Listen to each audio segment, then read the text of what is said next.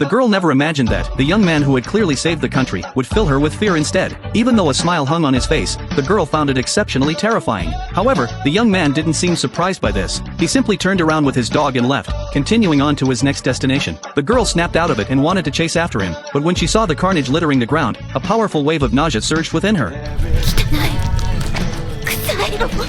All this devastation had been caused by that young man. She tried her best to pursue him, but ultimately collapsed from exhaustion. When she woke up again, she found herself lying in a bed. It turned out Mary was the kingdom's most revered princess, but she always longed for the world beyond the city walls. Yet every time she tried to escape, the soldiers would stop her. Until one day, she met a traveler named Jack. From him, she learned some things about the outside world, but Jack said the world out there was very dangerous, with monsters running rampant everywhere, and humanity's walls seemed fragile and weak. Mary, however, didn't care at all. For several days, she pestered Jack, insisting on traveling with him. She thought that if someone as seemingly weak as Jack could go on adventures everywhere, then surely she could too. Jack didn't explain much. He simply told her that traveling could be life-threatening. Hearing this, Mary was momentarily startled. Now she finally seemed a bit hesitant. Seeing her like this, Jack simply said he was just joking. Meanwhile, a horned demon appeared in the kingdom. He threatened the king without any restraint, demanding 30 humans be offered as living sacrifices every month. Otherwise, his demon army would destroy the kingdom. Hearing this, a soldier drew his sword to strike him down, but the next second, the demon instantly killed him.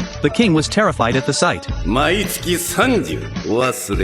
After leaving, the demon happened to run into Jack passing by. He instantly turned pale with fear. He tried to flee before being spotted, but Jack had already sensed his presence. The hunt had begun. Meanwhile, seeing the soldiers on high alert, Mary sensed something was wrong. She noticed the ministers were unusually flustered. Even her father, who usually strictly forbade her from going out, now agreed to let her travel. This puzzled Mary greatly, but then she heard the soldiers' commotion. Running out to see, she found a demon army outside the city. However, she wasn't afraid. Instead, a strange light gleamed in her eyes, and her body felt unusually hot. She felt an uncontrollable urge to approach those demons. Meanwhile, the fleeing demon reached the area outside the city, urging the others to leave immediately, because there was a dangerous monster inside the city. But by then, Jack had already arrived at the gate. He stared at them intently. The old demon panicked, but their leader dismissed him with contempt. Just then, Mary also arrived. She told Jack to run away quickly, but Jack remained calm.